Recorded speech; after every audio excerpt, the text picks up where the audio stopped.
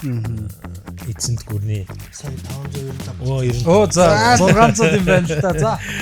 За бүгдээрээ сайн бацгаана уу. Тэгээд энэ хүү дугаараараа бэлгцээр та бүхэнтэй уулзч байгаа баяртай. Тэгээд өнөөдөр бид нар маш үнцэнтэй мундаг зочдыг урьж оролцуулж байгаа. За мөн өнөөдрийн маань энэ хүү подкастын дугаар болохоор маш бас юм онцгой дугаар. Ямар дугаар вэ гэхээр бид нар 6 сарын 20-нд болох SEND conference болон 6 сарын 25-наас 27-ны хооронд болох байгаа Praise Festival хоёулангийн нийлүүлээд хамтд нь одоо угтсан тим дугаарыг бид энэ удаа хийж байна. Тэгээд маш олон хэрэгсчин конференц, уулзалт одоо юмнууд шуулууд ингээ болдог л доо тий.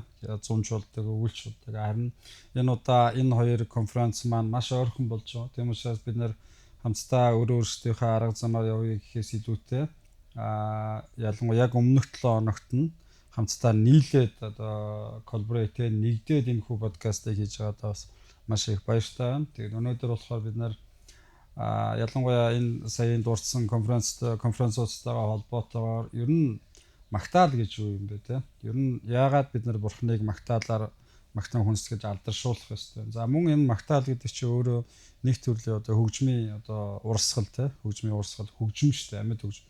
Энэ хөгжим гэдэг бас ер нь ямар учир утгатай зүйл юм бэ гэдэг энэ одоо сэдвүүдийн дагуу ярилцахаар өнөөдрийн зочдтой урьсан ба. За тэгээ би өөрөөсөө эхлээ намайг болохоор Амос гэдэг би SEND-ийн удирдагч, SEND конференцийн удирдагч. За манай миний хажууд болохоор бороо маань сууж байна. Тэгээ уг нь бол мөнх тогтох те.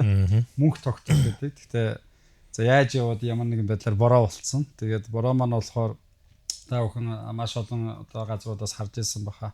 За Praise Festival-ыг одоо үүсгэн байгуулагчдын нэг. Тэгээд одоогоор Praise Festival-ыг одоо гол удирдах байгаа хүн байгаа. За мөн амьд чуулганы итгэгч Магдалины багийн гишүүн те. За мэдээж хэрэг одоо бид хоёроос ч илүү хамгийн олон хүн сайн таньж байгаа байх гэж бодож байна. Тэгээ манай инхээ бас энэ сууж байгаа. Инхээг та бүхэн мэдэх байх мөн Open Mic гэдэг одоо Монголын одоо миний л мэдхээр шүү хамгийн одоо энэ урлаг дотор хамгийн олон магадгүй дагагчтай пэйжүүдийн нэг байх гэж би боддог те. Тэгээ Open Mic-ийг анх үүсгэн байгуулсан. Мөн одоо Open Mic-ийн одоо яг топ удирдагчтай гол удирдагч байгаа. Тэгээд Open Mic-ийг мэдхгүй залуучууд байхгүй бах те. Бас Open Mic-ийн маш олон үйл ажиллагаанууд ч гэсэн оролцож исэн гэж найдаж байгаа. За саяхан хурмаагээд одоо ихнэр нь удахгүй мам алах гад бас байж байгаа. За ийм шинэхээ болох гэж байгаа юм хүн байна. Тэгээ ямар ч байсан тоо хоёр маань энэ подкастын урилгыг хүлээж аваад оролцохоор болсон маш их баярлалаа. Тэгээ би та хоёрыг танилцуулга дутуу хэлсэн юм байна уу? Нэмэх зүйл байхгүй. Окей. Тэгээ ямар ч байсан өнөөдрийнхээ тэгвэл подкастаа хэдүүл амстай эхлэе. Тэгээд би подкаст болгоноос ер нь асуудаг юм асуулт байгаа. Тэгээд тэр ямар асуудал вэ гэхээр мэдээж бид нар чи христтгэж хүмүүс те. Яагаад ер нь бурханд итгэв? Яагаад цуглаанд анх яв? Яагаад ер нь бурханд итгэв? Тэр талаар хоёр товчхон өөрсдийгөө гоё танилцуулж өгөөч те. Магадгүй мэддэг хүмүүс байгаа, мэдхгүй ч гэсэн хүмүүс байгаа те. Тэгэхээр магадгүй та нар ялангуяа манай инхийг ч юм уу христчин гэдгийг мдэггүйсэн хүмүүс ч болох юм те. Тэгвэл яагаад ер нь тэ христчин? Тэгээд ер нь христтгэл гэдэг энэ христтгэл амьдрал та юу гэж боддог вэ те? Хүмүүс тийм ойлголтууд байгаа шүү дээ. Христчин болчоор нэг юм шашны нэг нөхөр болчих юм бол эсвэл ер нь христтгэл амьдрал ер нь та нарын амьдралд яаж те? Одоо үргэлжилдэг вэ? Тэр талаар болцож өгөөч гэж эхний асуултаа асууж. За бичлэг эхлэхээс өмнө би баахан ярьцсан. Одоо чамаас эхлэе. Би стадаг нөө яриаг ихтэй бороолооч ингэж гэсэн чинь. Стага ярина. Айгуу гоё туршлагатай өгөөсөг байна. Би хамгийн их анх бол хүүхэд байхдаа ахыгаа дагаад цуглаанд явжсэн. Тэгээд тэнд ер нь бол олон эхний цаг үеүүдэд бол олон үед тэнгийнхаа хүүхдүүдтэй янз бүрийн ах эгч нартай ингээд цаг өнгөрөөж нөхөрлөх юмрхүү байдлаар ингээд цуглаанд явжсэн. Дараа нь өсвөр наснда ер нь бол тэ яг цорын ганц бидний итгэх яг би яг нэг юм залбирал хийжсэн. Тэгээд тэрэн дээр яг би нэг юм торноос гараад нисэж байгаа юм шовоо шиг тийм мэдрэмж яг тэр бодит юм мэдрэмжийг авч тэгээ би яг би яг урд нь одоо өөрийгөө үргэлжлэл итгэгч гэж бодож ирсэн. Тэгээд тухайн үеийн бид нар 14 5 байсан хүүхэд яг тэр нэг жинхэнэ эрхчлөлөг мэдэрсэн. Тэгээд би яг тэр итгэлийг хүлээж аваа. Дараа нь бид нэг усан баталгаа хийдэг штэ. Тэрэн дээр би яг би усан баталгаа хийлгээд Христ итгэгч гэдгээ ийм тодорхойлмоор байна гэдэг явж исэн. Тэгээд тэр зүгээр нэг энгийн нэг жижигхэн группийн залбирал болж исэн л та тухайд. Тэгэл миний хувьд тэр итгэлийн тэр шийдвэр гаргаад явчихсан. Христ итгэх амьдралын талаар ярих юм бол мэдээж би зүгээр хувь хүн талаас ингэж боддیں۔ Христ итгэгч хүн байгаагүй бол одоо чинь миний хувьд ч тийм байгаагүй бол айгүй олон юм тий зүйл олон юм зовлон үзэхээс юм болов гэж бодож байгаа. Хүн болгонд тэгдэггүй итгэгч биш ч байсан тэгдэггүй хүмүүс байгаа шүү дээ. Миний хувьд бол айгүй олон юмн дундуур явахс юм уу? Айгүй эрт янз бүрийн амьдрал эхлэх, янз бүрийн асуудлуудыг орох зүйл байсан юм уу гэж. Би зөв Христ итгэгч болсноос болоод тий ингээд айгүй чухал үнцнүүдийг ингэж тий ингээд нөгөө ойлгосноос болоод эсвэл энэ чухал шүү гэдэг зүйлийг мэдснээс болоод тий амьдралдаа зүгээр л наацхын жишээ гэхэд ер нь ингээд асуудалд орохгүйгээр өдөө болчих ингээд амьдэрсэн. Энэ бол тий маш том ингээд ивэл ерөөл ингээд дагалдж байгаа гэж л одоо хариулах юм байна л да тий. Ядаж л тий нөгөө би жишээ нь зүгээр энгийн наацхан гэхэд шөнө оройн цагаар би заавал юм асуудалтай газар яваадахгүй гэртээ 50 байж штэ тий. Энэ хүртэл ингээд аюуж хол. Зүгээр ингэнэ л дээ. Миний хувьд болохоор 2 дугаар курст ордог жилээс сумд ирсэн. Нэг 2 найзаасаа анх сумын тухай сонсоод тэгээд хамгийн гол би тэр 2 найзгаа их хүндэлдэг байсан. Тэгээд миний хувьд болохоор 8 дугаар ангиас ахуулаад ер нь Монголд яг зүгээр гар дээр байж болох үс нэг тийм гүн ухааны философи маягийн ном жоохон унших сонирхолтой болоод тэгээд яг ер нь бол миний нэг 3 4 жил сүмд ирэх хүртэлх 3 4 жил бол жоохон тийм амьдралын тухай эргэцүүлсэн энэ төр өөрийнхөө хэмжээнд тэг амьдралын утга учир яасан ийсэн те энийг надад сонирхолтой утгатай санагддаг тухай үед байсан. Тэгээ би бүр юм афоризмын дэвтэр энэ төр хүртэл гаргаад тэрэн дээр ингээ өдөр тутамдаа надад амьдралын тухай бодгож байгаа нэг гүн гүнзгий ойлголтууд яг ер нь утга учир юу вэ? Ер нь хэрхэн амьдрах ёстой бол энэ төр гэдэг зүйлээ өөрийнхөө тий сэтгэхгүй нэг тэр цар хүрээнийхээ хэмжээнд л тэмдэглэдэг бичдэг. Тэгээ ажигын жоохон унших дуртай энэ төр байжгаад тэр үед найзууд маань нэг 2 найз маань одоо Христ итгэлийн тухай яриад тэр эдтэйгээ яах вэ? Одоо нэг маргаан мэтгэлцэн гэх нь хайшаа. Гэхдээ их тийм таатай бөгөөд утга учиртай гүнзгий ярианууд өрнөдөг байсан. 1-р курс 10 дугаар анги гэдэг. Тэгээд ингээд сүмд ороод ирэхэд л одоо жоохон бэлтгэгдсэн байсан юм шиг. Энэ зүйл юм болов уу гэдэг ойлголт. Тэг яг мэдээж хүмүүсийн харилцаа, тэнд пастрын номлол гэл тэ тийм зүйлүүд байсан. За дуу хөгжим бол дараа нь холбогдсон зүйлтэй. Хүмүүс бол нөгөө гой хөгжимтэй учраас сүмд ирлээ гэж ярьдаг шүү дээ. Сүмд үлдсэн гэж ярьдаг тэ. Миний хувьд бол тийм байгаагүй. Нэг эсийн бүлэг тийм эсийн бүлгийн туслах ахлагч болчихсон. Сорооч зангаатай нэг юм л хичээлээ хийдэг нэг иймэрхүү баг байсан л та. Тэгээд дараа нь дуу хөгжимтэй холбогдсон. Тий, сүмд ирсэн. Анхан үйл тэр. Би нэг энийг асууж байгаа бид нар одоо за одоо шинэ Монгол ярьдаг шүү дээ. Жишээ нь бүх хүн гэдэг ийм байх ёстой ч гэдэг юм уу те. За эсвэл спорт юм гэж ийм байх, эсвэл урлагийн ийм байх ёстой. Одоо тэр нэг амьдралынх нь лайфстайлд нэг нөлөөлдөг шүү дээ те. Тэгээ яг энэтэй адилхан Христ итгэл гэж хүн ер нь ямар вэ? Нэгдүгээр нэг тэгээд тийм учраас энэ асуултыг асууж байгаа.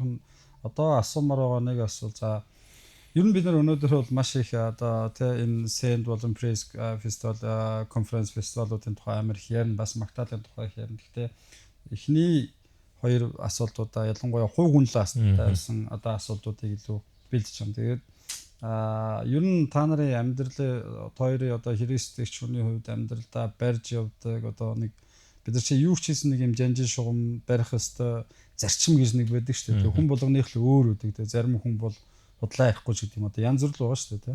Тэгээд хоёрын маань хувьд тэр зүйл ер нь юу ажиллаа хийхдээ амьдрахтаа яг энээс л одоо хүндэхгүй хөл холдохгүй байхыг хичээдэг ч гэдэг юм уу тийм одоо амьдралын зарчим зүйлсүүд юу вэ?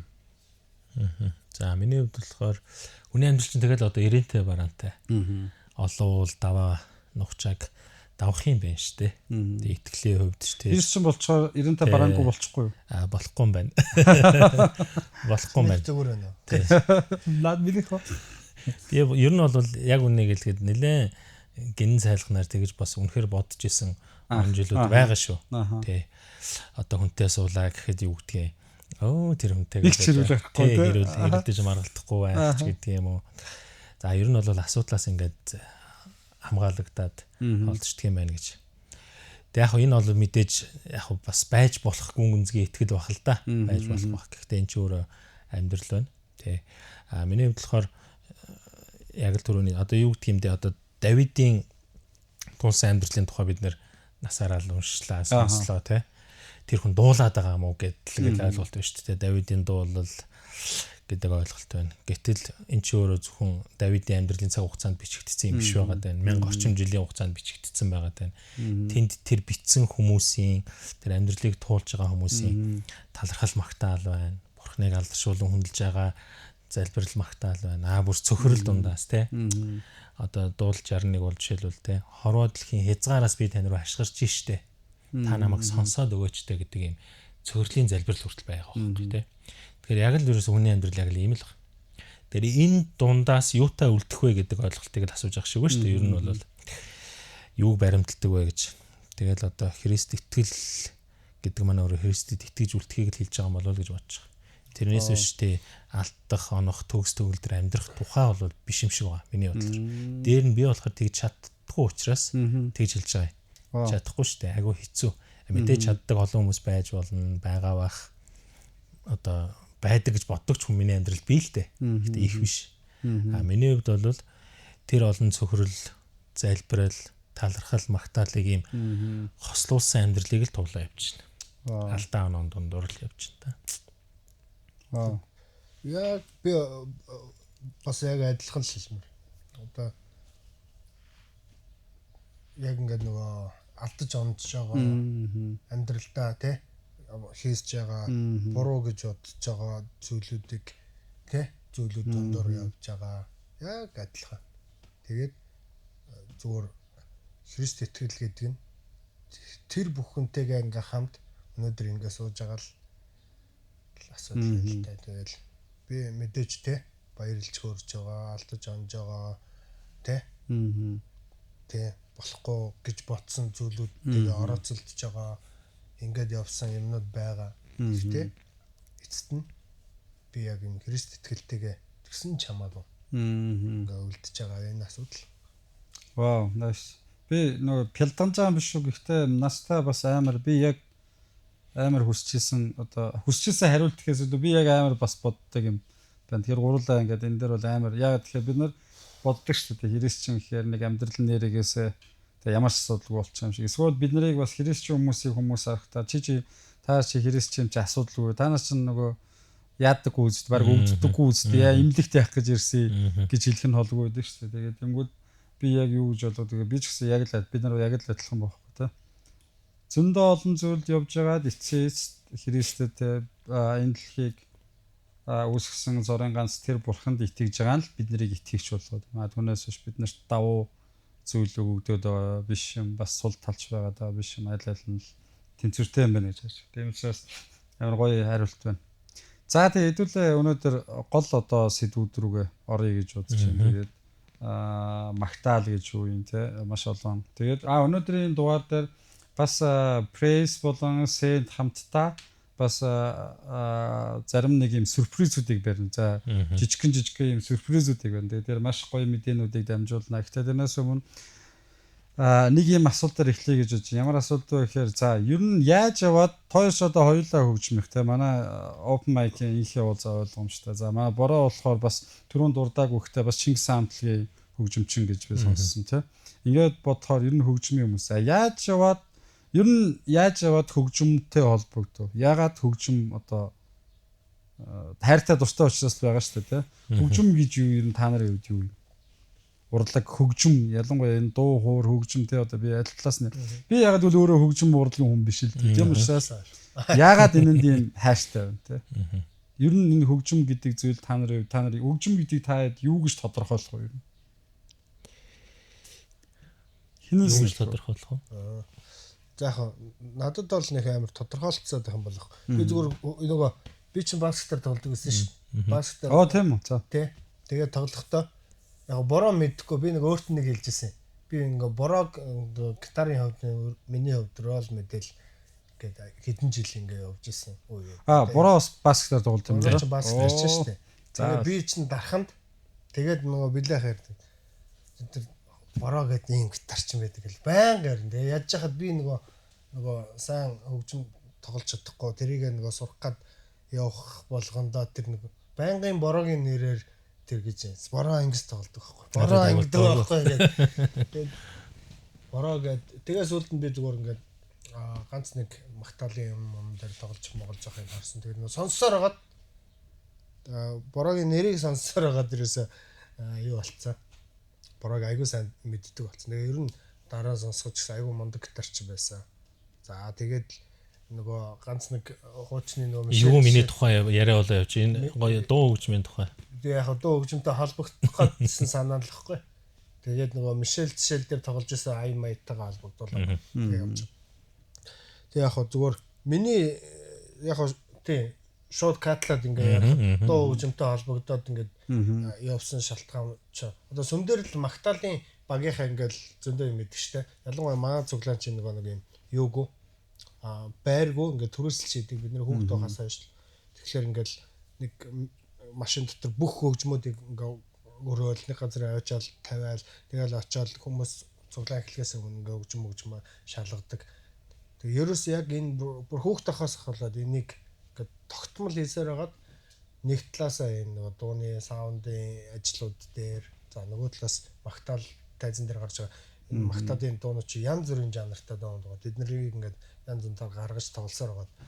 Ингэж холбогдсон юм байна л гэж одоо би харж байгаа гэсэн үг л дээ.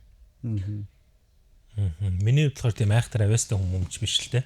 Сайн хідэн багш нар байсан. Миний хувьд болохоор тэгээ би түрүү хэлсэн одоо их сургуулийн оюутан байхдаа л дуу хөгжмийн доорыг анх заалгаж эхэлж байгаа гэсэн үг. Тэгээ яг ер нь сурж явах явцдаа аав ээжтэй жоохон гомддог байсан. Намайг хүүхэд байхад яагаад хөгжмийн боловсрол эзэмшүүл чээгүн болоо те намайг ямар нэгэн зүйлтэй холбочоогүй болоо гэж. Яагаад тэгэхээр хөгжим сурах нь айгу хэцүү. Тэгээ энэ чинь бас мэрэгжлийн төвшөнд хүрэх гэдэг бол бага насны одоо эзэмшигч ур чадвар байгаад байгаа байхгүй. Тэгэхээр бид нар бол мэрэгжлийн одоо манимит нь бол биш шүү дээ. Яг хаа дараа нь бол бид нар одоо би их сургуульд төгсөөд мэрэгжил эзэмснийхаа дараа тодорхой хэмжээнд хөгжмийн сургуульд сурсан. Гэхдээ одоо юу гэдгийг 1-р ангиасаа 6-р ангиасаа боловсрол эзэмшдэг тэр одоо мэрэгжлийн хүмүүсийн тэрэгт бол одоо тэгж яримгүй тийм. Зүгээр дуу хөгжимд хэрхэн дуртай болов хөгжим гэж юу вэ гэх юм бол одоо хөгжим сонсч өсөөгөө хүүхэд байхгүй боловч зөвхөн магтаалын дуу хөгжим өөрөө их онцгой юм байл л тийм. Тэгээ одоо би пастраасаа тухайд кассет аваад зогсоо зайгүй сонсдог. Тэгээд дараа нь тэр дуу хөгжмийг хэрхэн тоглож байгааг ойлгох гэж оролддог бас л бүх юм эхэлж л байгаа юм л та. За хөгжимд одоо хоёр маань хийж байгаа угаасаа олон юм ч байгаа. Бараг үндсэн бүх ажил чи хөгжимтэй холбож байгаа шүү дээ. Тэнгүүд дараагийн асуулт маань болохоор за эхлээд инхийгээс асууж байгаа шүү.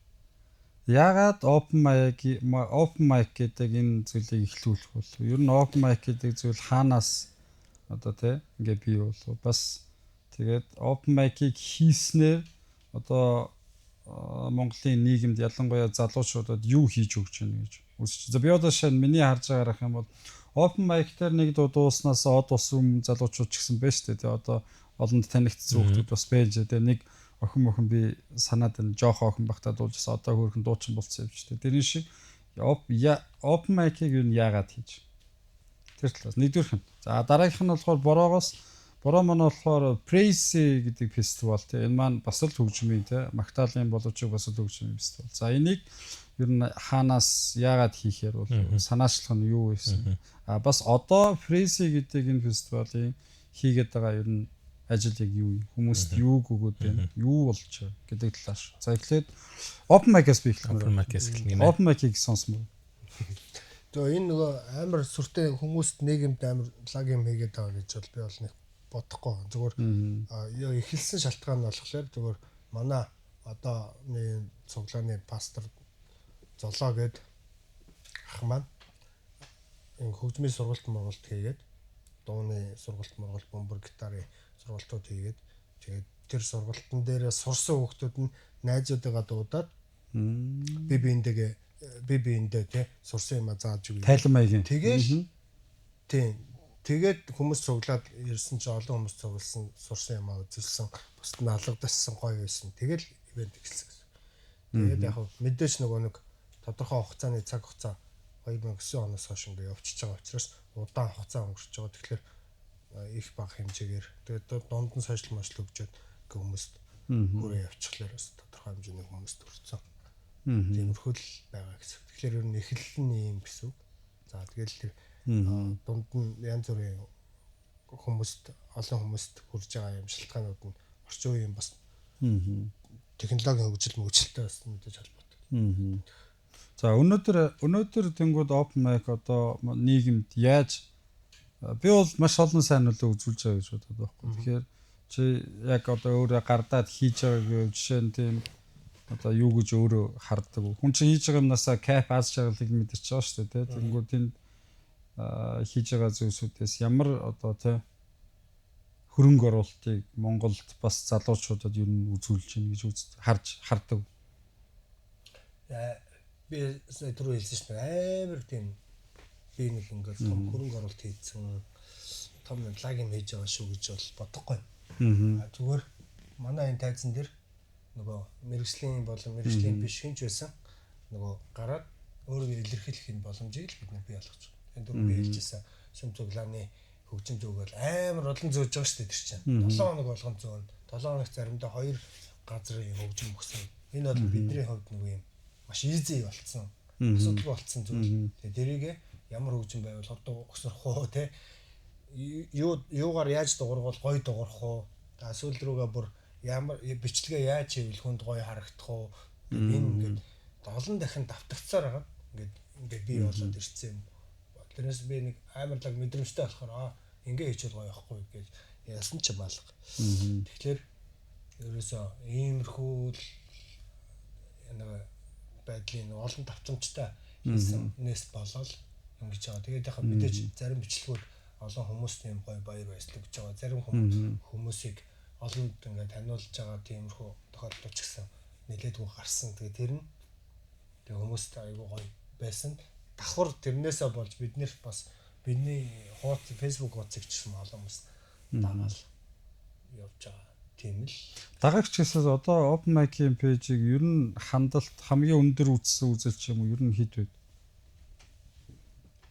Тэгээд яг миний мэдхээр нэг 140-50 мянган одоо хүмүүс нөө лайктай гэж ярьдаг шүү дээ. Тэгээд нэг бичлэг нэг 4-5 сая үзэлттэй бичлэгүүд. 4-5 сая үзэлттэй тийм.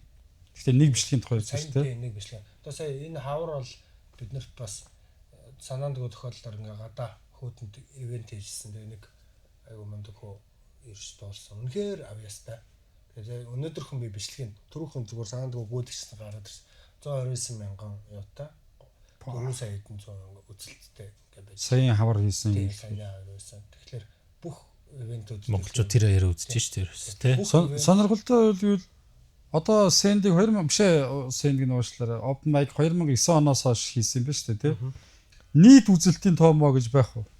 Одоо бүх бид нэр дунд нь нэг удаа бүх бичлэгээ устгасан. Зохиогч ирэх мэрхэс шалтгаалаа. Бүгдийн цэвэрлээ. Зөвхөн зургнууд үйл тэгээд дахиад саяны 3 жил хагасны өмнөөс шинээр бүх бичлэгүүдээ постлж эхэлсэн. Тэгээд хандлт нь бол одоо нэг 595. Тэгээс нийт үзэлт гэж бол мэдэхгүй. За яг хав нийт хийсэн тоо гэх юм бол бид нар нэг 1500 орчим удаа Open Mic-ийг хийсэн. Тэдний дунд чинь өчнөө 1500 удаа юу? Өчнөө удаа юм фейлдж байгаа, алдаатай оноотой бүгдийг тоолж байгаа шүү дээ. Тэгээ бүгдээрээ мэдээслэг болохгүй. Тэгээл ямар ч байсан зүгээр ивэнтээ хийдэг. Тэн дээр хүмүүс ирж өөрийгөө илэрхийлдэг. Тэгээд яг хуу би энийг зөв багаар сайн дууралцтай, гоё бичлэгтэй хүмүүс гоё яг ирээд нөгөө рекламдаад авахгүйгээр гоё өөрийнхөө байж болдог. Яг ийм энгийн л байх юм. Нэгсэндээ одоо дуу хөгжмөөр өөрийгөө чөлөөтэйгээр илэрхийлж гин гэсэн үг шүү дээ тийм. Тэгээд үзэгчдийг үүсгэж өгч гин гэсэн үг тийм. За манай прессигийн хувьд ер нь эхлээд удаагүй гэж би бодод байна тийм. Тэгэхээр хизэнээс эхлүү тийм ер нь яагаад пресси хий гэдэг тэр санаачлаг гарч ирв. Ер нь пресси чинь гол нь одоо христчин Магдалины л одоо фестивал байна шүү дээ тийм. Тэгэхээр Магдалины үйлчлэлд одоо миний хувьд нэг 22 3 дахь жилдээ үйлчилж байна гэж бодохоор нэг үйлчлэх одоо цаг хугацаа өнгөрөх тусам ойлгодог зүйлүүд байдаг юм байна л. Магдал гэдэг маань өөрөө зүгээр нэг дуулах тухайн асуудал биш юм байна. Тэ. Нэг сайхан дуунууд орчуулгын ч байна уу, хэний ч байна уу зохиосон нэг уран бадаг дууг дуулах гэдэг асуудал биш юм байна гэдэг ийм зүйлд суралцдаг юм байна л. Тэр утгаараа одоо яг нэг ийм хоёр талтай юм ярих гэдэг. За нэг тал нь болохоор за яг одоо Монголд гэх юм уу дэлхийд энэ технологи дуу хөгжимтэй холбоотой орчин үеийн христийн дуу хөгжим маш их тийм цар хураатай чөлөөтэй хөгжиж байгаа энэ цаг үед бид нар амьдраад байгаа байхгүй. Одоо юу гэдэг анх үеийн сүм гэх юм бол юу гэдгийг зөвхөн дуулал номыг ингээ аялгуулж дуулдаг тийм ээ. За ихтэй одоо сүмийн одоо санварт удирдахчин ч гэдэг юм уу дунд зууны үе хүртэлч гэдэг юм ингэж дуулдаг. Итгэгчид өөрсдөө тэрэндээ оролцох гэхээсээ илүүтэйгээр хэрхэн дуулж байгааг сонсдог ийм хэм маягтай явж ирээд энэ нь саяхны хүртэл буюу 18 9-р зуунд л шинжлэгдэж өөрчлөгдөж бидэрт ирсэн байгаа даа байхгүй. Өөрөөр хэлэх юм бол бурхны хайр инэрлийг бид нар өөрсдөө тийм ээ юм бурхантай харилцах хувийн чөлөөт харилцаагаар ингэж гоё нээлттэйгээр илэрхийлж өөртөө шүлэг зохиож болох юм байна. Зөвхөн дуул гэдэг тэр 150 одоо бүлэгтэй намыг аялгуулж дуулаад хаас илүүтэйгээр ингэж өөртөө бид нар аялгуу зохиож болох юм байна. Шин шүлэг хийж болох юм байна. Ягаад гэвэл энэ бол бурхан бит хоёрын хоорондын харилцаа гэдэг энэ зүйл шинжлэлээс болоод тийм ээ сүмийн шинжлэлээс болоод одоо магтан дууны эцэг энтер гэж хүртэл нэрлэгдсэн хүмүүс түүхэнд байгаад байна шүү дээ. Тэгэхээр энэ хүмүүс маань ингэж шинжилж өөрчилж ирээд за 1960 70-аад оны үед одоо American Jesus Movement гэдэг том хөтөлбөр гарснаас болоод тэнд нөгөө сонсдог дуу хөгжмөө одоо энэ Магдалины сүм рүү оруулж ирсэн бас нэг шинжилэл үүссэн байгаа дээ шүү дээ. Хиппичүүд жишээлбэл итгэгч болонгуудаа за бид нар рок хөгжим дуртай. Бид нар бөмбөр тоглолдог, бид нар бас гитар тоглолдог. Энэ хөгжмөөрөө бид нар магтан дуу тоглож дуулна гэж. Ингээд энэ өнөөдрийн бидний юун дээр ирчээд байна л та. Дуулж тоглолдог хэм маяг дээр ирчээд байгаа байхгүй. Тэгэнгүүт яг энэ жишгээ монголчууд бас дагаал явж байгаа. За нэг бөмбөр тоглох хэрэгтэй ч юм шиг. За гадныхныг харахаар нэг том фестивал хийгээд ч байх шиг те. Айгуу гоё олуулаа цуглаад л ингээд бурхныг магтаач байх шиг. За яг энэ нэг тийм уламжилж орж ирж байгаа дэлхийн нийтийн жишгээ бид нар дагж байгаа. Айгуу юу дагж байгаа. Яагаад зөвхөн Монголд байхгүй баг дэлхийн бүх улс үндэстнүүдэд worship festival ингээд хөгжөд байгаад байгаа юм бэ гэдэг ойлголтын дээр нэгдүгээр үндэс нөгөө үндэссэн. Praise-ийн одоо эхлэл. Нөгөө талдаа өссөн үсээгүй түрүүний ярьдаг. Магдалины дуу хөгжим гэдэг бол өөрөө зөвхөн сайхан дуулах тухай асуудал биш байгаад байна. Залбирал, Магдал хүндэтгэлтэй энэ зүйл хамтдаа юм байна. Яагаад гэвэл итгэгч хүмүүс хөгжмийг ашиглаад бурханд алдар хүндэтгэл өргөж болохыг бурхан өөрөө уриалдаг. Библи өөрөө уриалдаг юм байна гэдгийг бид нар одоо ойлгож эхлэх дээ гэсэн үг шүү дээ. Тэгээ энэ бол буруу зүйл биш. Тэгэхээр энэ хоёр зүйл ингээм хамтдаа нийлж ийн гэж үзэхээр бид нар яг нэг цаг үетэйгээ хөл нийлүүлж алах гэдэг бол ойлголт ерөөсөө биш. Тэгээд энэ зүйлийг бид нар хамтд нь хийгээд олон итгэгчдийг хамтд нь цуглуулах боломж юу байна? Тэр газар ирээд praise гэдэг маань өөрөө 3 үгийн хэлбэр байгаа даахгүй. Pray буюу залбирал. Praise буюу магтаал хүндэтгэлтэй. Тэгээд raise буюу өсөлт. Тэгээд бидний үндсэн өрөө болохоор залбирал бол өсөлт юм. Магтаал хүндэтгэл бол сэргэлт юм гэж бид нар өөрсдөө үзэж байгаа байхгүй. Тэгэхээр praise гэдэг нэр нь өөрөө тийм утгатай учраас за яг энэ хэм маяга энэ форматын дотор бид нэр worship фестивалыг Монголд эхлүүлэх хөгжүүлэх гэж анхнаасаа эхэлсэн гэсэн. Тэгээ бүх насныхан ирээд тэнд залбиралд оролцдог, бурханд магтаал хүндэтгэлийг өргөдөг. Тэгээ ийм Христ соёл энд үүсгэх нь монголчуудад үүсгэх нь зөв юм байна гэсэн л одоо анхны ойлголт. Яг нэг пастор нэг хүнээс асуусан юм байл. Энэ бороо мороо одоо яг энэ фестивалыг хийх тухай тэ бурхнаас авсан юм юу байна? Илчлэлт, илэрхийлэл тийм авсан зүйл байна уу гэж асуусан юм бэлээ. Тэгс нэг асуусан хүн God said Moises бурхныг магтаах гэж хэлээгүй байлгүй дээ. Гэдэг гоё хариулт хийсэн юм байлээ. Тэгэхээр яг энэ дээр бол нэг тийм зүүзүүдлээд л те. Одоо ингээд гээгүй шууд хэлэхэд. Энэ олон жил зөвхөн бие тэдэгөө маш олон Монголд те магтаалын үйлчлэл хийж байгаа залуучуудын зүрх сэтгэлд ингээд тээгдэж ирсэн. Уулзхуулганд үнэхээр энэ хиймээр байсан шүү дээ те. Анхны алхмыг хэдүүлээ хийцгээ, зориглие. Энэ бол амар биш. Гэхдээ хэдүүлээ хийцгээ гэдэг ингээд орж ирж байгаа байхгүй те. Тэгэхээр энэ нөгөө зүрхэнд өгсөн энэ түүн рүү хандах, түүнийг магтан хүндлэх, дуулах олноороо гэдэг энэ хүсэл эрмэлзлийг маш олон хүмүүст өгсөн юм байна. Тэгээд тэрийг бид нар хамтдаа ингээд нэгдэж хийхийг хичээж байгаа юм байна л гэсэн юм ойлголт. Окей. Надад асуулт байна даа шүү дээ. Одоо чинь сая ингээд нөгөө бороо пресс гэдэг энэ фестивал зохион байгуулж байгаа. Тэгвэл энд чинь нөгөө борочо амьд үг цуглааны тэгч учраас яг нөгөө хүмүүс зарим нэг нь зүгээр асууж ярьж л байгаа. Би ч гэсэн хүмүүстэй ярьж лээсэн. Амьд үгийн фестивал юм уу? Амьд үгийнхээ нэг хийдэг юм уу? Бороо хийдэг юм уу? Эсвэл яг хин ингээд зохион байгуулалт хийдэг. Хин ард нь хийдэг гэдэг. Гоё асуулт нь тий. Би ч гэсэн Sandman нэг хийнгүүд та нарын ард хэн байгаа? Наадах чи хин хийж байгаа дандаа тийм асуулт ирдэг байхгүй тий. Тэгээд би бас яг үнд прейсийг сайн мэдхгүй байгаасан. Тэгээд гоё. Зохион байгуулагч зүгээр ер нь яг яах юм? Цуглаан байд юм уу? Эсвэл одоо энэ гоё багаараа бүгдээд ингээд зохион байгуулж байгаа юм уу? Тий, одоо энэ бол их чухал асуулт шүү. Тэгээ одоо би чухал үнэн хариулъя.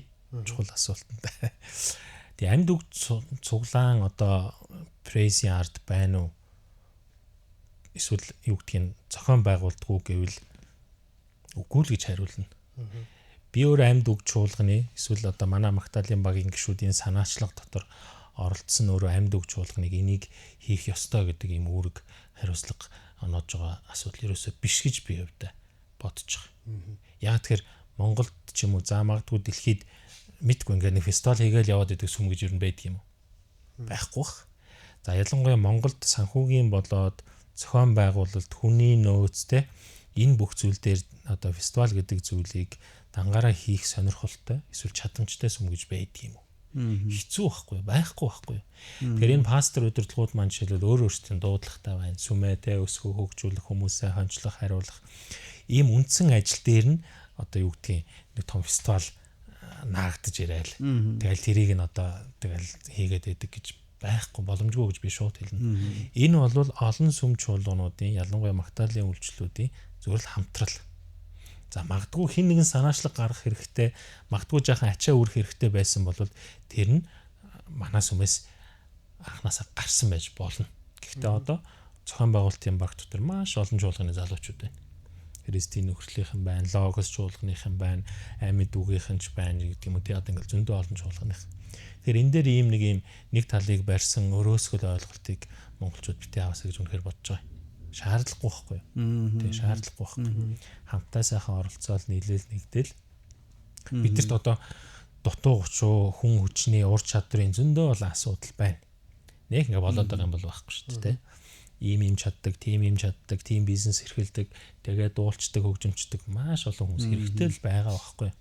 Тэгэхээр ингээл нэг юм хайрцагт дотор оруулж бидрийг хаяал эдгээр тэгдгийг гинлээ ингээд болоод идэх юм шиг үлээ гэж манай үзэгчид бити бодоорой. Бид нарт бүх талын дэмжлэг тусламж хамтрал үргэлж хэрэгтэй байгаа шүү. Окей, би дараа нэг гоё асуулт шин. Манайх би асуух сент штэ те. сентийн талаар бас Яг зөв. Сентиг бол амар энгийн ингээ. Одоо энэ камераар ч гэсэн манайх ингээ сууцгааж байна. Сентиг яг хоо ер нь голчил зохион байгуулж байгаа маань бол YWAM гэдэг байгууллага. YWAM-ыг та бүхэн мэддэг байх та. Бид нар аль нэг урсгал чиглэл эсвэл аль нэг сүмжуулганд харьяалагддаг. Энэ болохоор яг Христтгэл байгууллага. Тэгээд зөвхөн монголч байдаг биш, бүр олон улсын хэмжээний байгууллага.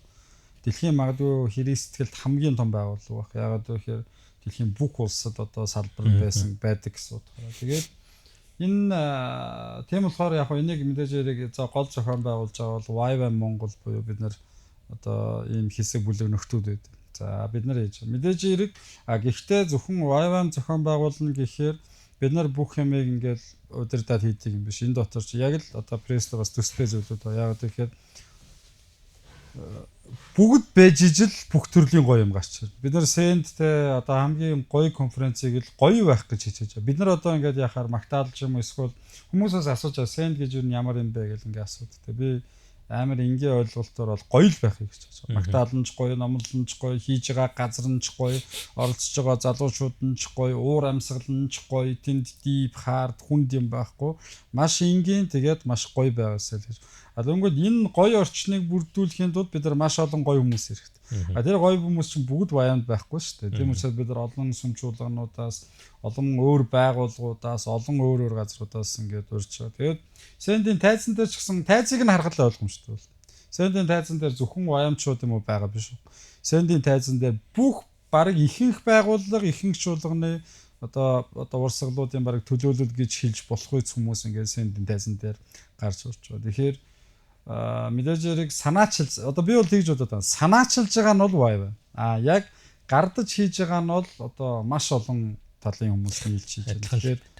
Тэгэхээр ингэж бодож байгаа. За энэтэй холбоотой яг түрүү ингээд дурдж байна. Би ягаад нэг иймэрхүү одоо асуултууд хаанаас юунаас гарч ирдэг вэ гэдэг би энийг юутай ингэж холбож байна. Санхүүтэй холбоотой гэж. Тэгээ одоо миний дараагийн асуулт би ялангуяа пресээс ингэ асуув. Ягаад гэхээр одоо сендтер ч гэсэн амар хэрж явахгүй. Та нар ягаад те сенд хийж байгаа? Дээрэс нь ингээд амар их ашиг болж байна. Одоо сендийг хийгээл амар их овоож цоосон мөнгө болоод байгаа юм уу те? Ер нь нэг юм одоо та нарын яг ард хэн байдгийг ч гэдэг юм асуултууд их ирдэг. Тэгээ би бол тэгж бодоод байгаа. Санхүү гэдэг чинь тийм нууц юм биш үү? Амар энгийн штэ. Амар ил юм тэр чи ерөөсөө далд хин ч асуусан хариулж болохоор. Тэгмээд би энэний өмнөх дугаар дээр ер нь сендийн тухай бол маш тодорхой байсан. Тэгээ манай сенд бид нар 20,000 төгрөгөөр тикет зарч. Энэ бол яагаад ч сендийн одоо бүх бүрэн зүйлсүүдээ ажлуудаа одоо coverлж тэ одоо төлж чадахгүй. Тийм учраас бид нар нэмж одоо итгэгчдээсээ мөнгө олоод тэрүүгээрээ энэ сенд гэдэг конференцийг ингээл зохион байгуулж. Тэгэхээр амар энгийн байна. Тэгмээд пресс маань санхүү дээр ер нь одоо пресс хийгээл за хүмүүс фестивал хийгээл хүмүүс тэнд мөнгө төлж очиод тэгэл овоос их мөнгө олж гин үү, бороо баяжж гин үү, тэ одоо борогийн баг мөнгөтэй болж гин үү, гадар дотор их зугаалж тэ юу болж гин тэ тэр тал дээр гоё шударгаар хэлээ шүү дээ. Би прессийн санхүү огт мэдэхгүй болохоор бас ингээ асууж байна. Фестивалийн өөрөө зорилго агуулга бас янз бүр байдаг. Одоо фестивалуудын төрлөөсөө болоод. Жишээд яг ашигын төлөө сурталчилгааны тийм ээ мөнгө олох зорилготой фестивалууд гэж одоо байна шүү. Монголд болж байгаа ер нь бүх фестивалууд. За өнгөрсөн 7 хоногт болсон хаан банкны фестивал бол тийм байгаагүй бах. Бусад бүх төрлийн фестивалууд ашигын төлөө. Одоо Playtime ч гэдэг юм те. Playtime Triple X нь байна уу одоо те.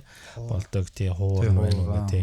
Энэ бол одоо зөв механизм системээр бол зөв байж таарах бах. Бизнесийн зарчмаараа явж байвал. Worship фестивал буюу одоо бидний хөгжүүлэх гээд оролдоод байгаа энэ фестивал болохоор яг юм за одоо юу талаас харах юм бол шашны итгэл үнэмшлийн тийм ээ за тэгээ хэсэг бүлэгийн итгэгч community-гийн дунд зохион байгуулж байгаа гэдгээрээ яг нэг түрүүний ярьсан зорилго агуулга нь энэ фестивалуудаас тис өөр анханасаа зорж харж байгаа. Тэгэхээр энд бол юу гэдгийг зохион байгуулалтын баг айгуу тийм ашигын тооцоо хийгээд за ингээд ард нь байр машинтай үлддэг асуудал мэдгүй одоо эхний 2 жил байхгүй. Дараагийн 5 жилд ч байхгүй бах. Магадгүй оролцогчд маань 5,000, 10,000, 20,000 гуулаа цугладаг болчвол өөрсдийнхөө зардлыг санхүүжүүлэх хэмжээнд хүрчдэг бол сайхан л байна. Сайн байна. Одоо бол бид нар фрейз дээр ticket 2 дахь жилдээ гаргаж байгаа. Ticket-ийг бид нар ямар зорилготой гэхээр зардлынхаа нэг 20-25%-ыг л нөхөж санхүүжүүлэх зорилготой. Дээр нь оролцогчд маань өөрсдөө тодорхой мөнгө төлөөд оролцож байгаа зүйлд ач холбогдлогоос өгдөг зорилгоор хийж байгаа. Тэгэхээр бидний үндсэн харж байгаа зүйл бол одоо яг л нэг Библийн зарчим байгаа даа л да. Одоо хуучин гэрэн дээр жишээлбэл Левийн номон дээр Бурхан итгэгчдийг жилд магадгүй тэдэн удаа 7 хоногт нэг удаа гэдэг юм уу те ариун цуглаан хийгээрэй гэдэг юм өдрүүдийг зааж өгсөн байдаг шүү дээ. Тэний нэг нь одоо жишээл бид нар бүтэн ям гараг болгон магадгүй ингээд цуглаандаа явж байгаа энэ зүйлтэй саббат өдрөөс ахих гэдэг ингээд ойлголт байна. За жилд одоо юу гэдгийг дээгүүр өнгөрөх баяраа тэмдэглэх, асрын өдрөө тэмдэглэх. За энэ ариун цуглаануудыг хийгээрэй гэж Библиэр хэлсэн байгаа даа байхгүй. Энд итгэгч хүмүүс ямар сайн зүйлийг өгөөжийг олж авах вэ гэхээр амьдралын энэ үүмэн бужигнанаас холдох. Хамтдаа олуулаад цуглаад Бурхныг магтаж хүндлээд бие бинийгээ харж бие бин тэгээ эв нэгтэлтэй байхыг сурах гэдэг ийм зүйлийг Библиэр бид заагаад өгсөн байгаа тоххой. Тэгэхээр яг л энэ нэг шугам дотор л энэ фестивал явж байгаа гэсэн утгатай. Жилдээ нэг удаа фестивал хий. Магадгүй одоо задгаа талбай фестивал буюу кемпинг хэлбэртэй байцгаая. Ирээд тэнд залбирая, дуулая, амьдралынхаа асуудлыг тэгээ өмнө бужигнаас жоохон өөрсдөө амраа. Энэ Библиэр угаасаа л хэлсэн тийм. Амраа. Тэгээд эв нэгдэл дотор хамтдаа байцгаая. Хамгийн гол нь Бурхныг тийм цагт хүндлэе. Яг тийм. Тэр энэ бол нэг тийм бидний ингээ бодоод олцсон те. За Америкт тэгэж хийгээд байна штэ. Австралид ямар гоё юм хийгээд байгаа юм бэ? Яг орчин үеийнхэн төрөний хэлсэндээ хэм маягийг бид нар дагж байгаа, юу л дагж байгаа. Эргээд Библи дээр очих юм бол эн чинь тэгэл Библи бидэрт аль хэдийн харуулсан зүйлийг л орчин үеийн хэлбэр хэм маягаараа л Монголдо хөгжүүлэх гэж байна гэж хэлэх юм уу? Санхүү ярьсан те. Санхүүгийн болохоор гадаадаас нэгч төгрөг бид нэр олж чадаагүй буюу аваагүй байна. Магадгүй энэ цаанаасаа хэрэгтэй байна.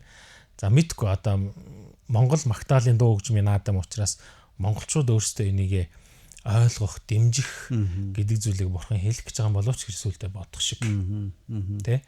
Монголын итгэгч бизнесмэнүүд байна уу? Хэн байдгийг өөрсдийнхөө боломж болцоо энэ бүх оролцоогоор энэ фестивалыг одоо хөгжүүлж 2 дахь жилийнхаа ард нь гарах юм болов уу гэсэн юм итгэл найдвартай л байна. Санхүүгийн хувьд гэх юм бол бүх зүйл нээлттэй. Нотлон 125 сая төгрөгөөр фестивалаа хийж ард нь гарсан.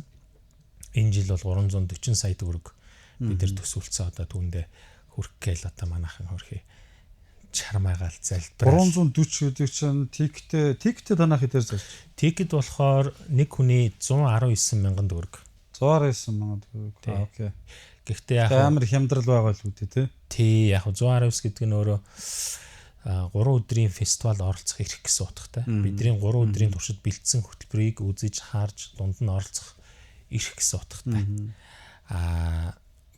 Гэхдээ бид нар 119-оор одоо юу гэдгийг те 1500 плет зараад хамт 119 гэж жоо өндөр сонсогдож магадгүй гэхдээ хитэн тикет зарна гэж үзэж байна. 1500 гэж үзэхээр өндөр биш ээ. Гэхдээ яг 119 гэдэг нь жоох юм өндөр юм шиг сонсогдоод байж болно. Гэхдээ 1500 гэдэг чинь өөрөө айгүй багтаа болчихж байгаа шүү дээ. Гайгүй болон айгүй тий. Тэгэхээр эрнээ зардал нь 340 сая. Тий. 340. Ер нь бол 540 байсан л да. Тэгэхээр яг ер нь Монголд хөгжиж байгаа анхан 1-2 жилээр туулж байгаа фестивалууд бол тэгэл 400-450 саяас дээш байж иж фестивалийн тэр өнгөтөрхөө олж авдаг юм байна гэдэг бас туршлага бидэрт байгаа юм. Тэгээ фестивал гэдэг маань зөвхөн хөгжим тавиал те хэдэн нөхдөд сайхан ирж дуулаад тэгэл тарчдаг үйл ажиллагаа бас биш байгаад. Бүх төрлийн насныханд ийм цогц үйл ажиллагаа байгаа учраас бүгдийг нь хэрхэн сайн бэлтгэх вэ, төлөвлөх вэ, худалдаа авалт хийх вэ гэхээр л тэгээ хамгийн гол нь нөгөө Магдалины үйлчлэлийн багууд үйлчлж байгаа хүмүүсийг ая тухтай байлгах уу гэдэг дээр бид нэр жил ирэх тусам анхаарахгүй бол болохгүй. 20-30 жил хийцэн дууг нь фестивалийн тайзан дээр дуулуулчаад баяртай гэж явуулж болохгүй гэдэг юм. Яг үндэ энэ хүмүүсийн маш их хөдөлмөр те маш их зүйлээр бүтсэн уран бүтээлийг бид нэр тайзан дээр дуулуулчаад Магдалины үйлчлэлийн багуудаа бид нэр өгөөчтэй байж сурмаар байна гэж бид нар өөрсдөө бодож шүү дээ. Гэх мэтч ингээд маш их зардлууд гардыг байна, гарахаар байна. Тий. Тэгээ бид нар одоо ингээл танж манаал янз бүрийн юм болж байна. Зөв харин тий. Одоо ингээд надаас ч асуудаг, фрейсээс ч гэсэн ер нь асууж л хүмүүс ингээд асуудаг. Яагаад тэгвэл одоо бид нар сайн ингээд ярьж штэ тий. Тэр хэмжээний ашиг олж чадахгүй. Тийм шүү дээ. Тэр хэмжээний шинэ ашиг олж чадахгүй. Тэгсэн юм амар их зарлагтай. Тэгвэл яагаа хийгээд байгаа юм бэ те? Тийм их зардлаар тэгвэл надад ч гэсэн бас хүмүүс ингэж. Тэгээ би болохоор сая бороо хамгийн сүүлд бас хэллээ. Тэгээ зөндөө олон за хүмүүс амарна. Гэхдээ хамгийн эцэст нь бидний бурхныг хүндэтгэх нь магтана. Тэгээ би бас яг л тэрийг бодож. Бид нарын сендийг хийж байгаа зүйл мэдээж дотор зөндөө олон одоо деталь нарийн юм ярил зөндөө юмнууд гэхдээ бид нар сендийг хийж байгаа зорилгоч ерөөсөө л тэр олуула тэ масараа суглаад бидний бурхныг магт. Яагаад гэвэл бидний бурхан чинь магтагдах ёстой шүү дээ. Одоо дуунууд байна шүү дээ. Ээжигээ магтсан дуунууд байна. Хөдөө нутгаа магтсан дуунууд хүртэл байна. Тэгвэл бид нар бурхныг яагаад тэ одоо тэ олуула бүгд суглаад магтаж болохгүй. Ерөөсөө ийм л учраас бид нэр сендийг тэ прейсийг ингээд хийж байгаа. Бидний зорилго хараа нэг гэж бодож. Тэгээд одоо сая тикет ярьсан дээр ингээ хэлье гэж бодож байгаа. За бас дээрэс нь энэ подкаст маань маш гоё байхаа гэж би өөртөө айгүй их баяртай байгаа. Яагаад гэвэл сенд маань 20-нд байгаа, прейс маань 25-наас 27-нд буюу бараг 7 ч хүрэх хоногийн дараа байгаа. Тэнгүүд бид нэр хоёулаа л тикет зарж байгаа, хоёулаа л тусдаа конференцууд. Тэгээд гэтэл бид нарыг одоо сенд прейс хоёулаа өөрөөр хүмүүс санаачлаад өөрөөр хүмүүс одоо зохион байгуулж штэ. Тэгсэн ирнэ тэгвэл бид нар одоо тэгээ хоорондоо өрсөлдөж байгаа юм шиг ингэж яхаас илүүтэй бид нар тэгээ нэгдээд нэгээ харамж бүр улам илүү дэмжиж ажиллая гэдэгт бид нар ингээд санаа нэгц учраас энэ удаагийн подкаст маань ингээд гарч ирж байгаа. Тэгээд зөвхөн пресс сент хоёр биш мөн манай одоо open mic-ийн ч гэсэн энийг бид нэр тэгвэл бас дэмжинэ гэсэн утгаар ингээд орж ирж. Тэгээд тиктэн дээр бид нар ярилцсны үндсэн дээрээс маш гоё одоо ийм юуг оролцогчдоо санал болгож байгаа. Яг тэгвэл хүмүүс сендэд орохын төлөө ч гэсэн тикет худалдаж авч байгаа. Ихэвчлэн залуучууд байгаа шүү дээ өөрхий тий. Тэнгүүд дараа нь дахиад пресс орохын төлөө тикет худалдаж авч байгаа. Тэнгүүд энэ дээр тэгвэл бид нар яаж болох юм бэ гэж ярилцсны үндсэн дээрээс бид нар ийм одоо санал гаргасан. За прессийн тикетийг болохоор сенд дээр худалдана. Тийм учраас та бүхэн сендэд ирээд прессийн тикетийг худалдаж авч болно. Бүр гоё юм нь пресс тикетээ 419 мянга гэж ярьжсэн түрүүн тэр тикетээ сендийн конференц дээрээс ирээд прессийн тикетийг худалдаж авах юм бол 40 мянга төгрөг болж хямдарч байна. 40 мянга шүү. Бүр хэдүү 60 хэдүүгээр дахиж те ингэж хямдарч орж. Тэнгүүд бид нар бас яаж зүгээр суух вэ? Бид нар бас хараа суугаад байж болохгүй. Тэнгүүд сендийн зүгээс сендийн маань тикет бол 20 мянга төгрөг л тоо.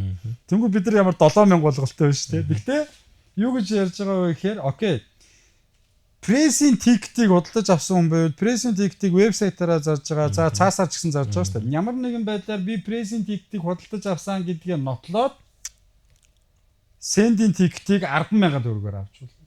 За мөн бид нар удахгүй бас тодорхой юмнуудыг зарлана гэж бодож байгаа. Тэгэхээр та бүхэн маань 50,000 төгрөгөөр прессийн болон сендийн тикетийг нийлүүлээд авах юм бүрэн одоо боломж бүрдэж байгаа шүү. Тийм учраас энийг үзэж байгаа залуучууд маань энэ боломжийг ашиглаарай тий. Тэгхийн бол 50,000 төгрөгөөр сендэж ч оролцсон, пресс-д ч оролцсон. Нэгсэндээ бид нар дундаа нийлээд ингээд уг нь нэг конференц биш, эсвэл нэг хүмүүс зохион байгуулж байгаа биш хэрнээ бид нэр энийг голоосоо ингэж гаргаж ирж байгаа. Тийм учраас үзэгч залуу за бүх хүмүүс маань даах энэ дээр одоо пресс-тэй холбогдорой, сендтэй холбогдорой. Тэгээд хоёулынгийнхэн тикетийг авч байгаа хүн бол 50,000 төгрөгөөр авах боломж олж байгаа шүү.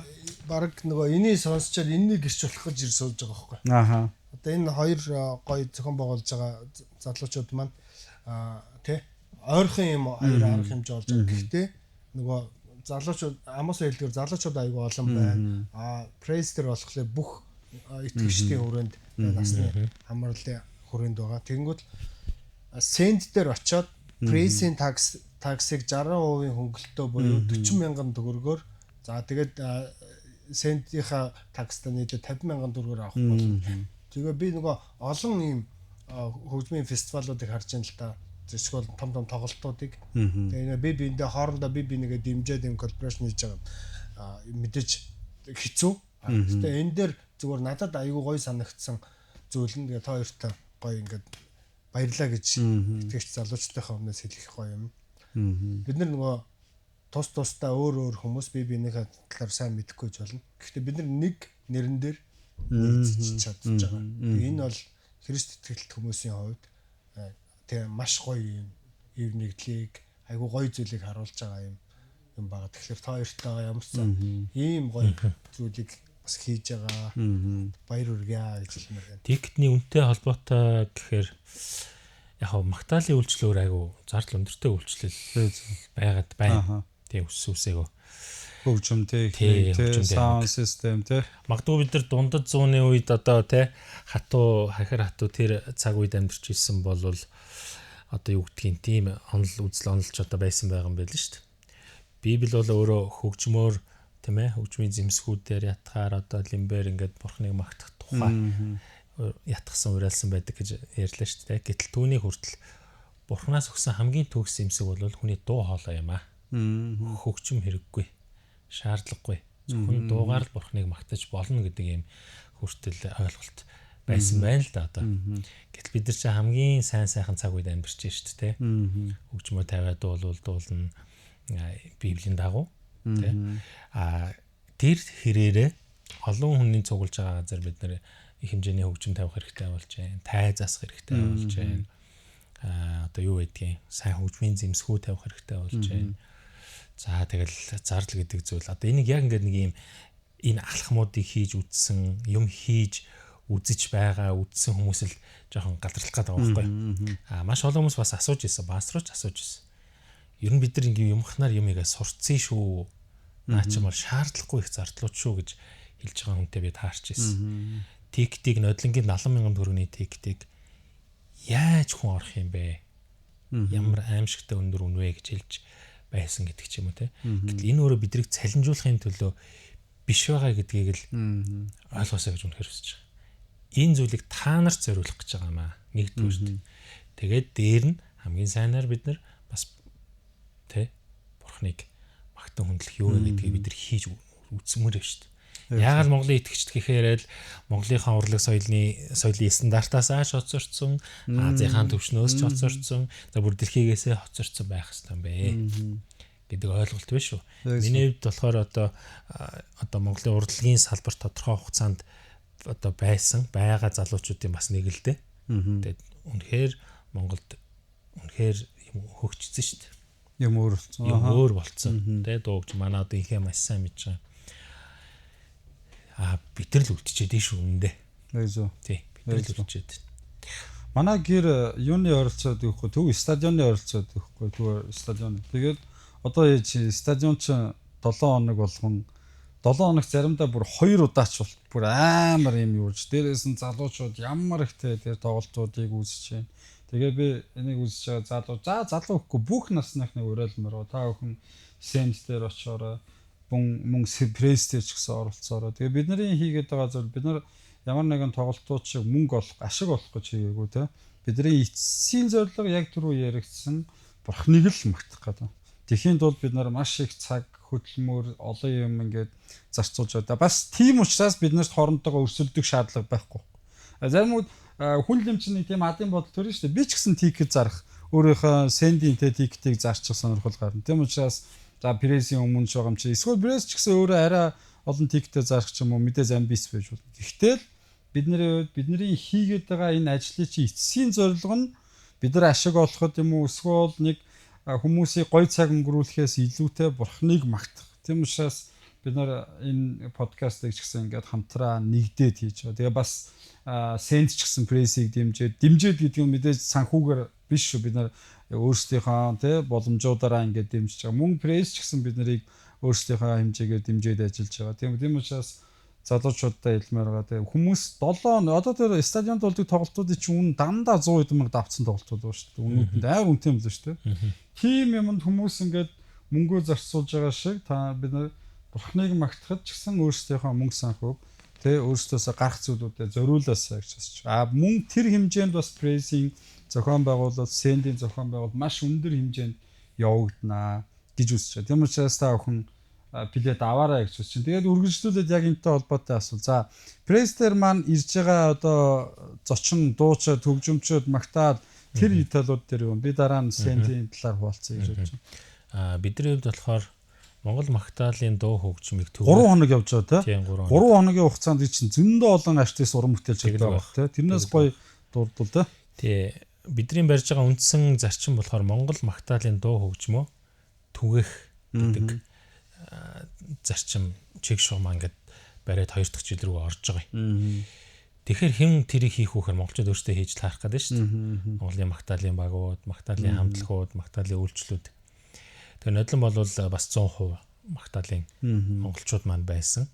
Энэ жил болохоор одоо сонгогдсон гэх юм урилга авсан магтаалын үйлчлүүд маань өөрсдийнхөө цомгийг одоо 2 дахь юм уу 3 дахь удаагийн цомгоо шинээр гаргасан. Эсвэл анхныхаа цомгийг хийх гэж зорж байгаа. Эхнийхээ дуунуудыг нийтэд түгээцсэн ч гэдэг юм уу.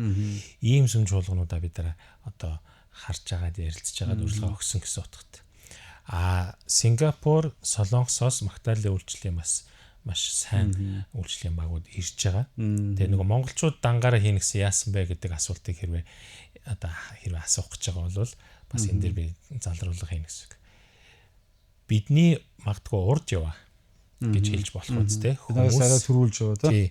Олон жил хөгжсөн Библи суурьтай, үйлчлэлийн хажууд Библийн сургуультай, магтаалын сургуультай ийм үйлчлүүдийг бид нар урьж байгаа нь бид нар өөрсдөө суралцах боломжтой хайж байгаа байхгүй. Тий. Тэрнээс бид нар энэ тоогоон дотроо бид нар л гэдэг ах гэхээс илүүтэйгээр бид нар ирмээр байна. Жил ирэх тусам бүр олноороо ирмээр байна. Бид нар интернэшнл фестивал болмоор байна. Тэгээ эндээс хэн хожих вэ? Хэн сурах вэ гэхээр магадгүй тэд нар сурч болно. Гэхдээ бид нар илүү сурна. Тэ?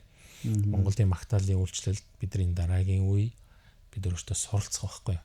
Бид нар олон зүйлийнхаа төвшинг харах боломж байхгүй юу? Хүн болгон Америкт очиод одоо хин нэг үзэл, Австралид очиод, Солонгост очиод үзээд байх боломж авах шүү дээ. Гэтэл Азад бол одоо Сингапур жишээлбэл магтаалын үйлчлэлийн бас төв гэж яригдахаар улс байгаа дэш. Солонгос бол дэлхийн хамгийн том хүнтэй те чуулгануудтай магтаалын үйлчлэл маш өндөр түвшинд төгссөн мэрэгжлийн дуу хөгжмөнтэй ийм сүмүүд байгаа дэш. Тэгээд тэр газруудаас бид нэр 2 үйлчлэлийн баг хамтлагийг өрөөд энэ жил оролцуулж байна. Гэхдээ бидний хамгийн чухал зүйл бол Монгол магтаалыг хэрхэн түгээх вэ гэдэг дээр ажиллаж байгаа. Гэхдээ бид нар дэлхийд дууга гаргах тэр ажлыг сувгийг бид нар эрэлхийлж байгаа. Бидний дууг дэлхийд дуулдаг болно монголчуудын дууг. Бид нартай хамтын ажиллагааг Америкт байгаа Elevation вэ нөө Betel вэ нөө хин вэ нөө те Номерсин нөө хамт хийдэг болно. Casting Crowns нь ч хийдэг болно. Тэ тэр бидний энэ зүйлийг ингээд урт хугацаанд харж байгаа. Окей. Манай сенд дээр болохоор бид нар одоо магтан дууны багийг одоо хамгийн бест хамгийн одоо ийм гэж хэлэх ч бас сонирхол юм л та тийм. За манай сенд дээр бол яг юу талаас нь одоо магадгүй сошиал хандлт талаас нь хаваад үзэх юм бол магадгүй Солонгосын хамгийн номер 1 гэж хэлж болох байс. JS гэдэг нэртэй баг ирж байна. Энэ баг маань маш онцлогтой баг. Ямар баг вэ гэхээр эдгээр маань хуучин K-pop-ийн старууд байсан. Зарим нэг нь K-pop-ийн одоо тэр одуудын арт хөгжимд болдог байсан. Одоо яг бүр одоо мэрэгжлийн гэж хэлж болох байсан. Тэгэд өнөөдөр шин Солонгосын урлаг соёл гэдэг чинь юу гэсэн үг лээ? Хэр хэмжээнд байгаа лээ те. Өнөөдөр дэлхийн хэмжээнд явж байна шүү дээ те.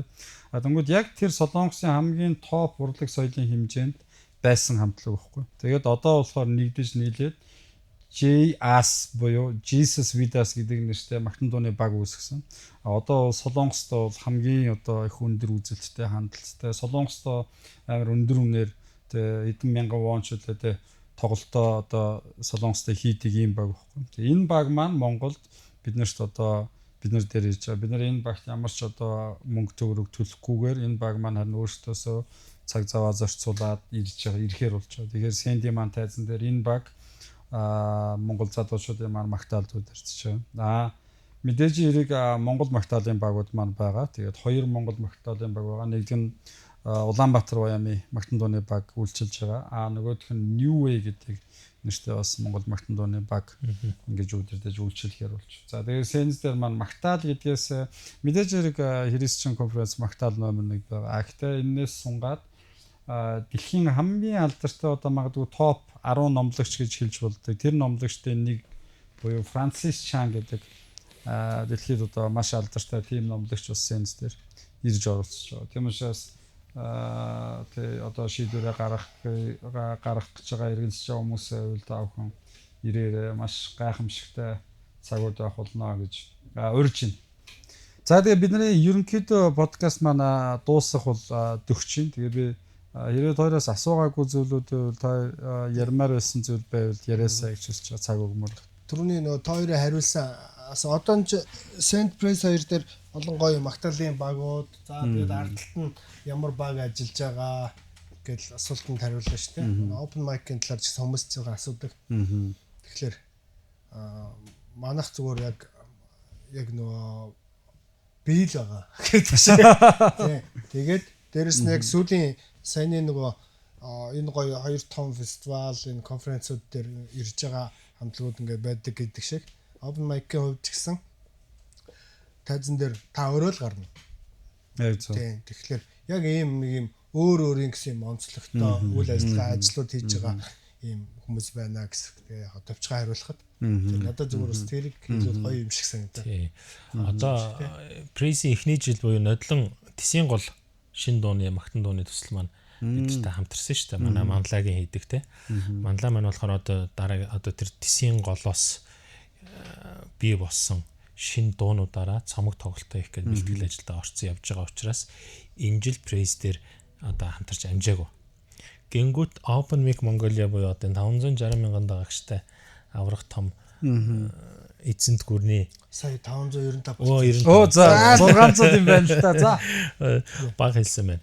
Тэгэхээр ийм хамт олон энэ жилийн Press дээр Open Mic-ээ одоо явуулна. Тэгэхээр Press Festival 9 сар 10 сард анхныхаа одоо цомгийг гаргах гэж ажиллаж байгаа шин дууны. Тэгэхээр энэ дээр одоо Open Mic-с тэр тайзан дээр дуулагдсан 1-2 үнэхээр шилдэг сайн дуу бид тэр цомогтой оруулах гэж байгаа юм. Тэгээ тэр дууг бид нэр яг рекордсын хэмжээнд артистуудаар дуулуулна. Өөрсдийнхөө гаргаж ирж байгаа нийгэмд одоо Христэд итгэгчдийн дунд таниулахыг хүсэж байгаа тэр артистуудаараа тэр цомгийг гаргаж эхэлж байгаа. Тэгэхээр тэр одоо цомогт дуу орох юм байгаа. Тэгэхээр та бүхэн маань Open Mic Mongolia-гийн тайзан дээр Press дээр өөрсдийнхөө дуунуудыг дуулаараа гэж нэгдүгээрт ятгах байгаа. Хоёрдугаар түрүүний Амосын ярьсан зүйл одоо Open Mic Mongolia-г итгэгч залуучууд ажиллаулж байна гэдэг юм. Бид нар өнөө Стионд гэдэг юм уу эсвэл одоо фестивалыг байна уу Марианад конференцийн хэмжээний юм ур чадвартай итгэгч залуучууд үнэхээр Монголоор нэг байна. Нэгдүгээрт хамтрал хийх асуудал хамгийн чухал гэдэг надад бол одоо энэ туулж байгаа замналт харагдаж байгаа. За бид нар хамтарч чадвал болно гэж. Ур чадвартай хүмүүс байгаа тухай гэх юм бол жишээлбэл одоо хүү гэдэг тэ дэлхийн том хамтлаг Монголд байна. Тэнд итгэгч залуучууд хөгжим тоглож байна. Наазах нь Монголд тоглож байгаа хүү хамтлагийн бүрийн хэмжээний бүх концертыг дуургадаг инженерүүд итгэгч залуучууд л. Хүү гэж одоо баг тал нь хэрэгссэн залуучууд. Тийм ер нь тийм байгаа тий. Дээс өмнөдөө үйлчлдэг тий ингээ явдаг. Тэнгүү түрүүний онцлж ярьж байгаа GV студийн манай Азаа Эрхмээ 2 жишээлбэл хүү хамтлагийн Монголд дах бүх бүрийн хэмжээний концертын одоо саундыг хариуцж ажилтдаг, дууралтыг хариуцж ажилтдаг ийм хүмүүсээр итгэгч учраас одоо юу гэдгийг танил талаараа сонгогддог. Маш олон хүү хамтлагийнхан маш олон монгол инженертүүдтэй ажиллаж үзээд эцсийн нүдэн за GV студийн Азаа Эрхмээ 2 юм байна. Энэ хоёр аль биесээр манай монгол дахь инженерүүдтэй ингээ ажиллаулдаг жишээлбэл. Тэгэхээр энэ залуучууд жишээлбэл Стионд нь байна уу, Hi-Pay Park-т нь байна уу те Монголд бүх төрлийн хөгжмийг дуургаж байгаа. Ийм ур чадвартай ингээ залуучууд бид нар байж гин гэсэн. Тэгэхээр ингээ энэ хамтрал бид нар жил ирэх тусам хөгжөөд энэ ур чадвартай залуучуудаа манай сүм чуулган, пасторууд, бизнес эрхлэгчид маань дэмжиж өгдөг болвол Стионыг дүүрэх цаашаа тийм ээ ингээд үнэхээр сайхан үйл ажиллагааг бид нар зохион байгуулад тэгээ эцсийн дүндээ зөвхөн нэг зорилгын төлөө яа зөв хийх боломж тэр нэр айгүй гоё уриалга шүү. Тэгээд хамтраарай. Тэгээд би бас яг энэ ташрал дуртахад манай open mic бас манай send дээр одоо байгаа. Гэхдээ яг open mic тайзаараа бол биш, арай өөр байдлаар ингээм хамтарч байгаа. Тэгээд за бас press дээр ч гэсэн ингээ явж байгаа юм. Тэгээд би энэ завшааныг ашиглаад хэлмэ. Инхээ ч өөрийгөө магтах дургу төрлийн хүн болохоор шаа манай send дээр бол open mic нэг ч төгрөг авахгүйгээр бидний бүх үйл ажил дээр ингэж хамтарч ингэж ажиллаж байгаа. Тэгээд түрүүний дуурдаг GV студ маань ч гэсэн манай send дээр манай саундыг хариуцаад ажиллаж байгаа. Тэгэхээр тий ингээд нэрээс нэмж ингэж хамтарч ороосоо гэж бүх хүмүүсийг тий амар их уриалж байгаа. Бас дээрээс нь open mic-тай ч гэсэн нэрээ дахин талархмаар байгаа тий. Нэрээс одоо онлайн дээр сошиал дээр бол эн чинь мангас шүү дээ. Мангар том тий одоо дагагч өндөртэй. Тэгсэн хэрнээ тэ уг нь одоо шинэ өөр газар бол мэдээж хэрэг бизнесийн байдлаар ажиллаж байгаа шүү дээ тий. Тэгсэн хэрнээ яг их хэл үнэмшлийн энэ тал дээр бид нар дээр амар том одоо тус дэм үзүүлж ингэж хамтарч ажиллаж байгаа. Тийм учраас энийг бас итгэгчд маань ойлгосоо гэж хүсэж байгаа. Тайлбарыг бас ингэж тавьж байгаа шүү тий. Тэгээд тийм учраас маш их баярлалаа гэж хэлмээр байна. Тэгээ мөн пресс дээр сенс дээр ч хамтран ажиллах хүмүүс баярлалаа маань бас холбогдорой гэж urж байна. За тэгээд окей, тойрын маань болсон баг тий. Окей, миний ер нь өнөөдрийн маань подкаст энэ хүрээд дуусчихин. Тэгээд дахин бас уриалмаар байна. 6 сарын 20-нд болох сенд M-Bank Arena-д болно. За 6 сарын 25-наас 27-нд болох Praise Festival маань болохоор хаана вэ? Joyful гэдэг нэртэй camp. Энэ маань болохоор Цонжингийн цаана байдаг тий. Тийм. Цонжин болсон жоохон ташаас зүүн тишээгээ төв замаараа 2 км яваад 2 км хойно. Бараг зам дагуу тий. Тийм зам дагуу замаас нэг 500 м зайд. За тэнд болох нь тийм 3 өдөр гэр бүлээрээ тий найз нөхдөөрөө очиод гоё сайхан цагуудыг өнгөрөөх нь. Тэгээд тэнд маш олон мундаг артист дуучид за open mic-ийн тайз маань хүртэл тэнд ингээд засагдах нь. Тийм учраас үүнийг сонсож байгаа тэ итгэгч биш ахын дүүс та бүхэн ирж чөлөөтэй нээлттэйгээр оролцоорой гэж урьж байна. За манай praising ticket болохоор praising өөрийнх нь вебсайтаар явж байгаа тийм praisefestival.com гэдэг вебсайтаар явж байгаа. Мөн чуулгануудад зориулсан чуулганы багц гэж бид нар гаргасан байна. 20-с дээш хүнтэй чуулган тикет худалдаж авах юм бол 59,000 төгрөг. За 30-аас дээш тикеттэй багцаар худалдаж авах юм бол 49,000 төгрөг гэж бид нар чуулгануудынхаа оролцоог нэмхийн тулд бас ингэж гаргасан маш их хямдралууд байна шүү дээ. Окей. За манай send-ийн тикет болохоор ticket segment дээр зарагдаж байгаа. Тэгээд мөн яг beat ticket хэлбэрээр бол Ubin coffee shop дээр зарагдаж байгаа. Тэгээд таад маань мэдээж хэрэг монголчууд тэр өдөр амар их тикет авдаг. Бид нар өнгөрсөн жилийн send дээр харж байхад хаалган дээр амар их дараалал үүссэн байхгүй тикетнээс болоод уг нь тикет маань аль хэдийн сошиалаар зарагдж байгаа шүү дээ. Тэгэхээр хүмүүс маань үүдэн дээр иж бөөнөрөө тикет худалдаж авсан. Тэгэхээр энэ жил бол бүр том газар бүр олон хүн хүлээж байгаа учраас таад маань аль болох болвол ирэхээс өмнө сошиалаар тикетүүдээ худалдаж аваад ирчүүл уг нь үүдэн дээр очирлохгүйгээр тэгээ пресс ч ялгааг байх те шууд нэвтрэх тэр бүрэн боломжууд нь байгаа шүү. Тэгэхээр таад маань хинэггүй загналгүйгээр тикетүүдээ аль болох эрт аваарай гэж уриалж байна те. Окей, энэ дугаартай маань хамт байсан баярлалаа. Тэгээд бид нар praise-ийн талаар, send-ийн талаар, мөн open mic-ийн талаар бид нар тодорхой ойлголтуудыг Монгол итгэгч ахын дүүсүүдэд өгсөн гэж найдаж байна. Тэгээд энэ 100 бид нар 7 сар гээл бүгдээрээ хөдөөгаа даамралт зугаалга гэж явцгаа шүү дээ. Тэрнээс өмнө хамтдаа цуглаад бурхны гайхамшигтайгаар магтцгаая. Тэгээд энэ өвлийн маш олон стресс, дарамт те олон зүйлсүүд байгаа шүү дээ. Тэрийг хамтдаа энэ конференц фестивалууд дээр очиж чөлөөлцгөө. Тэгээд энэ бол ямар нэгэн шашны хүний ойлгохгүй гаж тэ элдванзын бол биш байгаа. Үнэхээр гайхамшигтай эрх чөлөөтэй бурхныг магтах тэр дотроосоо бурхнаас ч гэсэн сонсох тэр цагууд байна гэж найдаж байна. Тэгээд оролцсон open mic-ийн хэдэ баярлаа, praising бородо баярлаа. Тэгээд үзсэн даахын баярлаа. Тэгээд бүгдээрээ баярлалаа. 6 сарын 20 болон 27-наас 27-нд уулзсан. За баярлалаа.